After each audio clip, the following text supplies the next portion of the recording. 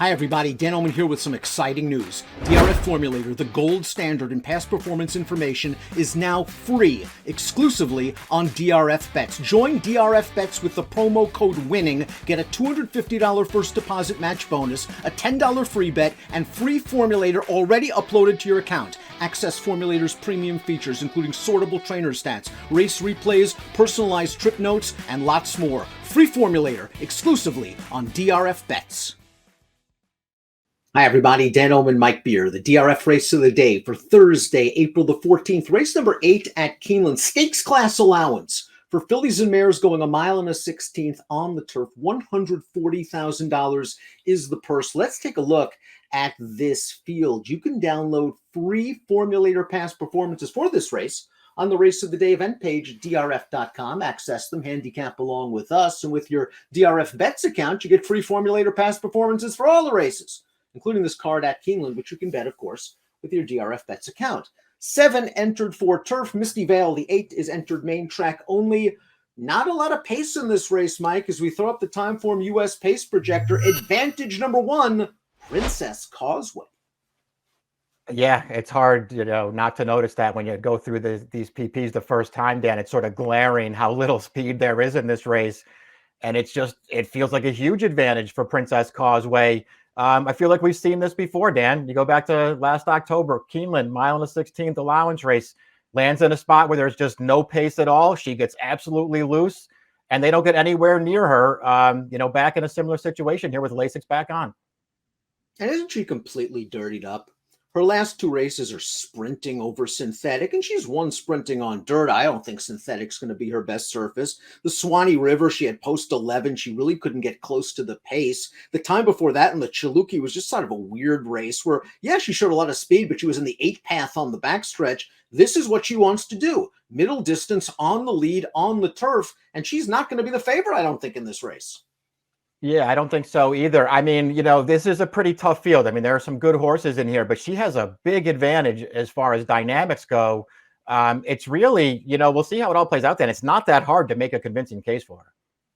A horse that could be up against it from a pace standpoint is the number 2, Temple City Terror. And this is a horse that you saw last on the pace projector in a gray bar scenario where there's no speed. This horse has some ability. And while she did make a lot of her money last year going longer, she is certainly capable off the layoff, and she's certainly capable in middle distance races like this. Now, let's watch her last race, the Glens Falls, where she was in against the best filly and mare turf horse in North America last year, Warlike Goddess. And she's in behind horses here, Mike. It's not exactly the cleanest trip. And when you're facing a horse like Warlike Goddess, you got to have everything go right? Yeah, I mean, she wasn't going to beat her anyway. It's worth pointing out that this race, for 1.5 miles on the turf, they ran it at a pretty solid pace. So it worked out pretty well for Temple City Terror, and she gets up for 3rd in this race. Boy, she just feels like she's super compromised by the way this race is going to be run. She doesn't have any speed at all, Dan, cutting back off the layoff. I know that you just can't bet against Brendan Walsh these days. It feels like all his horses are running. But this horse is in a pretty tough spot. Have to admit, though, really loved the way she won at Churchill Downs. Don't think she had a good trip at all in that Delaware race 2 starts back, and she was in against a top mare last time out. But you're right, she's going to need a little bit of help from a pace standpoint. Past the Plate's another one that would appreciate some hitting up front. This one goes out for Paul McGee. Just missed last time out at the fairgrounds, but she got a great closer's pace setup. They went very fast for that distance, especially the first 1/4 mile. She came from last. She got beat a neck by a very sharp horse. Yeah, she did. She's not going to get that set up in here, and she's another one. She's just so badly pace compromised, Dan. Maybe, as opposed to Temple City Terror, this shorter distance, maybe it's a little bit better for past the plate. I don't know. I still feel like Temple City Terror might be a better horse and a better closer.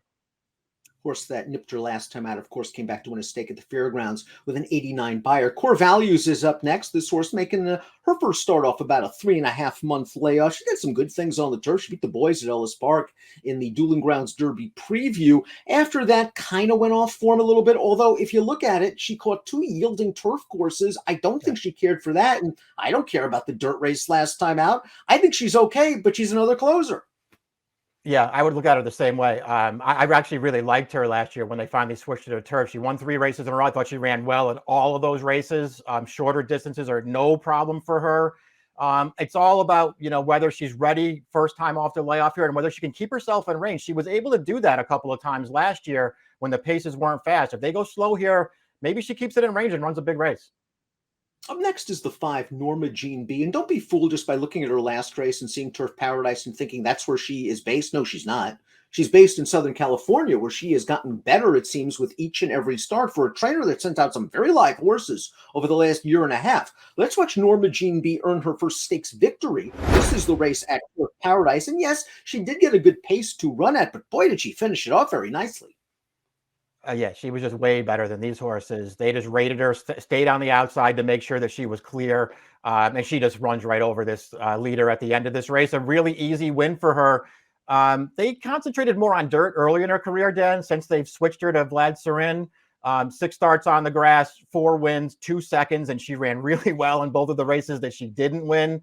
And she has fine tactical speed. They don't necessarily go forward with her every time, but she's going to be right up close in this race.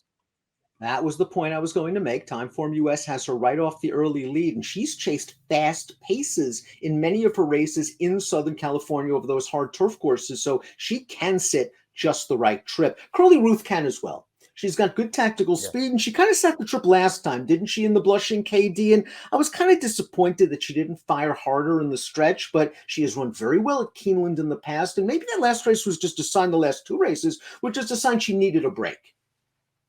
Yeah, it could have been that. I mean, it was, the Fairgrounds turf course, which maybe, just didn't really suit her all that well. So maybe that's another excuse for her. Prior to that, and they were also stakes races too, Dan, and maybe she's just not quite a stakes horse. Prior to that, she was running races that are going to make her really tough in here, and she's another one who can keep this pace within range. Fluffy Saex will get Lasix for the first time for trainer Chad Brown. This horse was a graded stakes winner at Del Mar at 2, a graded stakes winner at Belmont in 3. Let's watch the victory in the Sands Point, where Rosario got the horse in between horses early, is going to get to the outside. And you'll notice when you watch some of the other horses in this race, they weren't as lucky as Fluffy Saex was. It's true. The trip really did work out for her. She still ran, the kind of race that it feels like she always runs, Dan. She's a very consistent horse. Chad has run her in a bunch of tough spots. She's always acquitted herself well. I mean, I can't really knock her. I can't say that I've been a huge fan of hers since she's arrived on the scene here for Chad at 2 and at 3. She's obviously very good. I'm just not totally sold on her, and she's going to be the favorite in here. So I sort of started looking in a different direction. And it will be up to Rosario to keep her close to what is expected to be a moderate pace. Before we get to our top selections, I'd like to remind everybody that hasn't done so already, please subscribe to the Daily Racing Form YouTube channel. Very simple. Just click on the subscribe button and you're ready to go for all of the latest up-to-date videos from DRFTV. Here are our picks for the Thursday race of the day. Mike's going for Norma Jean B. Tactical and speed, very good form, high percentage trainer, price will be right.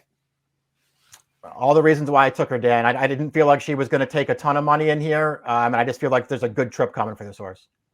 I respect the speed of the number 1 in here, Princess Causeway. I just have a feeling Fluffy Saex will be ready to go for Chad first off the layoff. I hate the fact that she's probably going to be a short price in here, but I just can't deny her form against some top-notch competition the last couple of years. 5146 for Mike, looking for prices. 7125 for me, chalking out in the Thursday race of the day at Keeneland. Good luck.